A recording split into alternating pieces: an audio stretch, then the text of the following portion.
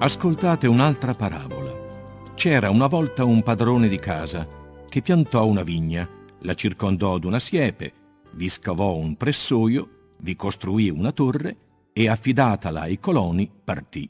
Quando fu vicino il tempo dei frutti, inviò i suoi servi dai coloni per prendere la sua parte di proventi. Ma i coloni presero i servi e alcuni ne percossero, altri ne uccisero, altri ne lapidarono. Il padrone mandò ancora altri servi più numerosi dei primi, ma quelli li trattarono allo stesso modo.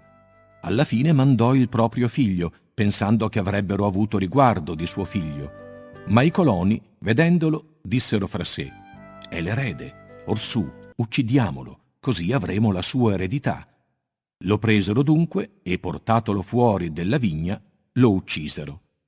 Quando verrà il padrone della vigna, che cosa farà a quei coloni? Gli dicono: farà morire senza pietà quei malvagi e darà la vigna ad altri coloni, i quali gli renderanno i frutti a suo tempo.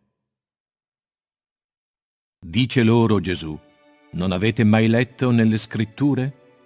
La pietra che rigettarono i costruttori è diventata pietra d'angolo. È una cosa fatta dal Signore ed è mirabile ai nostri occhi.